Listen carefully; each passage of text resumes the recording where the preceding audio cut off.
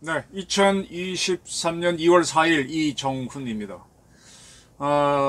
노르웨이의 전차 경쟁에서 한국의 흑표 전차가 졌습니다. 이거를 한번 분석해 볼 필요가 있어서 오늘 방송을 합니다. 상당히 노르웨이에서는 중요한 문제였던 것 같아요. 직접 총리가 나와서 기자회견장에서 독일의 레오파트 2를 선택한다. 54대를 주문할 계획이다. 이렇게 밝혔습니다. 그리고 그 다음 말이 아주 흥미롭습니다. 54대를 주문하겠다. 그리고 18대는 추가 구매할 예정이다. 뭐 그런 식으로 밝히고 난 다음에 중요한 말을 했는데, 우리는 북유럽 이웃 국가들과 많은 주요 나토 동맹들과 같은 탱크를 보유할 것을 보장한다. 따라서 독일과의 관계도 더욱 강화시킬 것. 네. 이겁니다, 이거. 지금 노르웨이가 그 전에 도입했던 레오파드 전차가 있습니다. 그거를 우크라이나에 제공하겠다고 밝혔죠. 그리고 제공하는 거에 대해서 독일이 승인을 해줬습니다. 그리고 벌어지는 차기 전차 도입 사업 54대 플러스 18대 사업인데 한 20억 달러 2조 원 되던가요? 근데 이 사업에서 한국의 흑표 전차가 뛰어들었어요. 한국 현대롯 때문에. 롯뎀하고 독일의 이 회사가 어디야? KMW사. 너무 이름이 독일어 어려우니까 간단하게 하겠습니다. 둘이 경쟁이 곳곳에서 붙고 있어요. 이집트에서 붙었었고 한국이 이겼고, 호주에서도 이겼나? 폴란드에서는 압승을 했죠. 지금 독일 전차가 세계 경쟁에서 계속 한국한테 밀렸습니다. 이유는 뭐냐? 가성비가 워낙 좋습니다. 지금 우리 독일은 잘 살고 우리는 못 산다 이렇게 보시는 분들이 많은데, 지금 경제적으로 독일하고 우리는 큰 차이 없습니다. 한 국민소득이 1인당 한 10,000불 차이 나나? 뭐 10,000불은 3만 몇천 불, 4만 몇천 불 사이에서는 큰 의미가 없는 거고요. 독일하고 우리하고 거의 비슷합니다. 근데 이제 무슨 차이가 있는가 하면은, 거기는 올해 디젤이라는 사람이 독일의 엔진 개발업자잖아요. 엔진 개발자잖아요. 그래서 디젤이란 디젤 기름, 디젤 엔진이 나왔는데, 그만큼 이제 오래전에 기계 산업이 발전했고, 그러다 보니까 이 자동차 회사에도 벤츠라든지 국민차 뭐예요? 폭스바겐 같은 그런 기계공업이 발달했고, 전차가 굉장히 좋은 게 많았죠. 전통이 긴 거고, 우리는 이제 한 발 늦게, 두 발 늦게 기계공업을 해서 현대 자동차를 필두로 해서 이제 자동차가 독일을 따라가고 있고, 아직도 현대 자동차가 벤츠를 못 잡았죠. 세계 넘버원의 자동차 가장 많이 팔리는 거는 토요타, 일본의, 두 번째가 벤츠, 세 번째가 한국의 현대 이렇게 되죠.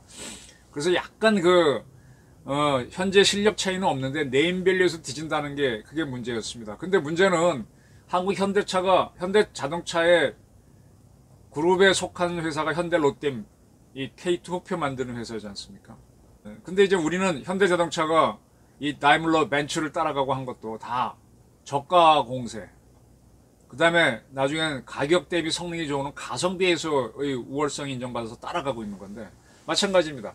우리 그 흑표 전차가 참 이게 애환이 많은 겁니다. 이거 만들었을 때 너무 잘 만들었다 그래갖고 가격이 비싸서 우리 대한민국 육군에서도 다 구입 안 한다 그래갖고, 롯데에 계시던 한 경영진 한 분이 참 마음고생 하시다 돌아가신 적이 있어요. 많은 돈을 개발했는데 시장이 안 나와가지고.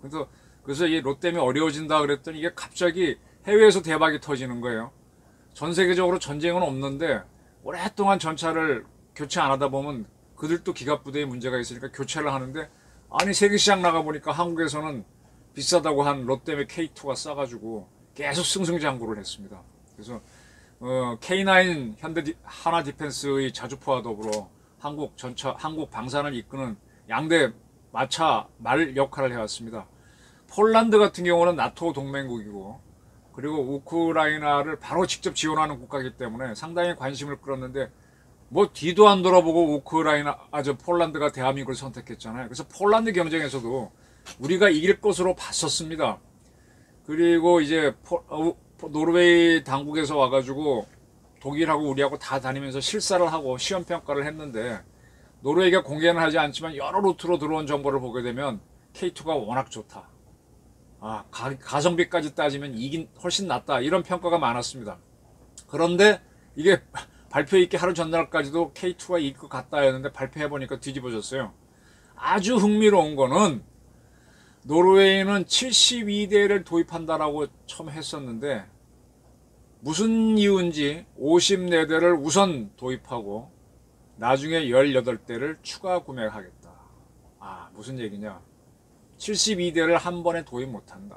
이렇게 유추를 해야 되죠. 즉 레오파드 독일차가 비싸다는 얘기입니다. 가성비가. 한국의 K2였으면 72대 한 번에 계약했을 거예요.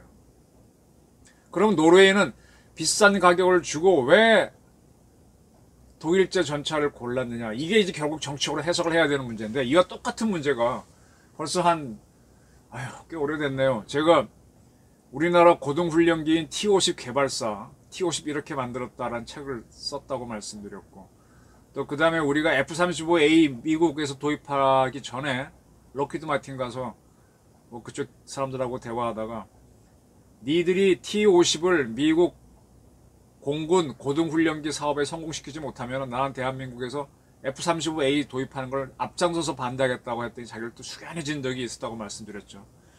그렇게 T-50 미국 수출에 공을 들였는데 T-50이 되는 줄 알았습니다. 근데 보잉하고 그 스웨덴 합작사가 가격을 워낙 낮게 치고 들어왔죠. 성능에서는 T-50이 압도적으로 앞섰습니다. 그 바람에 이제 T-50이 미국 수출이 좌절되면서 훈련기로서는 실패한 작품이 되어버렸죠. 300대가 팔려야 성공하는데 벌써 시장에 나온 지 15년이 넘어가는데 200대에서 멈추고 있죠. 그러다가 이제 전투기로 개조한 FA50이 좀 팔리고 있어서 저는 그걸 빨리 어차피 T-50은 전투기급으로 만든 거였으니까 성능 좋게 F50 단자기를 만들어 수출해봐라 이렇게 주문하고 있는데 막판에 정치적 이유 그것 때문에 졌단 말입니다. 근데 이번에도 그런 것 같아요. 노르웨이하고 독일은 2차 대전 때 독일이 노르웨이를 점령했었죠. 스웨덴은 양다리 걸치기 해서 친독일 전쟁을 편해서 이제 점령을 안 당하고 중립국이 척 친독일 노선을 갖고 노르웨이는 반독일 하다 점령을 당해서 그래서 노르웨이는 2차 대전 끝나고 난 다음에 바로 나토에 가입했습니다. 근데 이제 독일도 전쟁 지고 난 다음에 서독은 나토에 가입했으니까 이 나토 동맹과 같은 탱크를 쓰겠다라는 개념으로 노르웨이가 가격이 비싼 레오파르트를 선택했습니다. 이게 문제인 것 같습니다. 폴란드 패배에서 독일이 크게 이제 노력한 것도 있겠지만 또 다른 거를 정부 차원에서 약속을 했겠죠. 근데 우리는 이제 승자의 저주에 걸린 것 같은데 지금 유럽 국가 지금 독일이 이 독일 전차가 그동안 좋았기 때문에 유럽 여러 나라들이 독일 전차를 갖고 있는데 이 유럽 여러 나라들이 다 이 구식 레오파르트를 우크라이나에다 제공하고 있어요. 그리고 이제 신형으로 바꿔야 하는데 그걸 독일은 자기네가 못 먹으면 그게 바보죠. 근데 우리는 기회가 되는 거고. 근데 그 나라들은 돈이 많은 나라는 상관이 없겠지만 없는 나라들은 싼 걸 원하는데 거기서 뭔가 다른 정치적이 있으면은 독일제로 가는 거죠. 폴란드가 한 골 택한 걸 보고 깜짝 놀란 거죠, 독일도. 지금 루마니아 등등 해갖고 이제 많은 나라가 전차를 교체하려고 합니다. 제가 이 방송에서 몇몇 분들은 굉장히 위험하다라고 얘기하셨는데 한국 무기를 우크라이나에 제공하자라는 주장을 개전 초기부터 주장해 오고 있습니다. 이거는 대한민국 방위를 위해서도 좋고 북한을 압박하는 용으로도 좋고 그리고 자유민주주의를 지킨다는 차원에서도 그렇고 침략에 반대한다는 의미에서도 그렇고 이거는 좌파들도 반대하기 힘들어요. 야, 너 뭐 러시아 침략한 게 잘한 거야? 이런 식으로 나가면 이런 차원에서 좀 해야만 그래야만 우리도 지금 나토하고 같은 체제의 무기를 만들고 있습니다. 그죠? 지금 노르웨이가 뭐라 그런가 하면은 나토 국가들과 같은 탱크를 갖겠다 그랬는데 그래야만 걔네들도 전쟁 당했을 때 갑자기 부속이나 무기가 모자라면 동맹국한테서 같은 전차니까 장비나 무기를 갖고 와서 바로 쓸 수 있잖아요. 우리 K9도 K2도 부속은 다르겠지만 탄은 같이 쓸 수 있는 겁니다. 쉽게 말하면 같은 국경인 경우에 그런 장점들이 있습니다. 장점이 있는데 결국 동맹 때문에 절로 간 것 같아요. 그러니까 이거를 깨려면은 저는 한미 간에 어떤 합의를 해서 조건은 이거죠. 한국이 핵무장을 그에 준하는 대가를 받으면서 우크라이나에 무기를 제공한다든지 이런 거를 박진 외교부 장관이 이번에 미국 가서 미국 외교부 장관하고 만나고 하는데 그런 걸 좀 논의를 해야 됩니다. 아니면 뭐 핵무기는 당장 뭐 하더라도 그에 준하는 무기를 한국이 확보할 수 있도록 하면서 그래서 국민이 이해하도록 한 다음에 그래서 우리는 침략에 맞서는 우크라이나에 대해서 한국산 무기를 제공한다 이렇게 발표하면서 해야 앞으로 우리 K2 전차가 세계를 제패하지 않을까. 이때가 정말로 현대차가 벤츠를 잡을 수 있는 절호의 기회가 다가왔는데 똑같이 K2가 레오파드 전차를 잡아서 세계 넘버원으로 올라가야죠. 미국의 M1 전차는 휘발유를 쓰는 거니까 그건 조금 다른 문제고 디젤 전차에서는 세계를 먹어야죠. 지금 이집트도 돈 문제가 걸려있지만 거기 수출 우리가 한다 그랬고 많습니다. 그래서 지금 미국과의 관계를 돈독해 하면서 한국 방산이 지금 굉장히 경제가 어려운데 우리 경제를 견인차 하려면 뭔가 정치적 결단을 내려야 되지 않겠나. 이번에 노르웨이 실패가 그동안 우리가 조금 편하게 해왔었죠. 다 이길 줄 알았다가 놀란 건데 독일도 덤비고 있습니다. 독일도요 지금 사정이 별로 안 좋아요. 지금 우리도 지금 난방비 때문에 난리인데 그 나라는 편하게 러시아랑 잘 지내려고 하다가 그 가스관 해적가스관으로 천연가스 제공받다가 그걸 폭파시켰잖아요. 누가 했는지 모르지만 러시아가 했겠죠. 그래서 지금 난방비가 거기도 다락같이 올랐습니다. 그들도 뭔가 좀 팔아야 되니까 기를 쓰고 하는데 우리도 마찬가지입니다.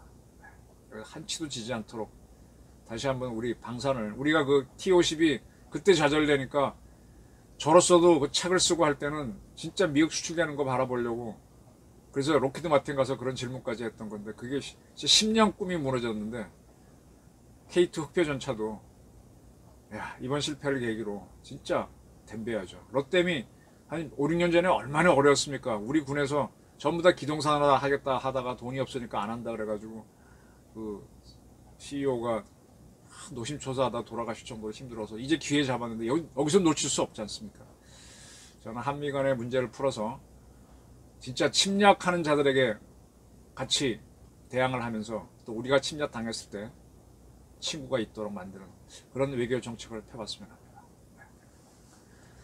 K2 실패를 분석해 드렸습니다. 감사합니다.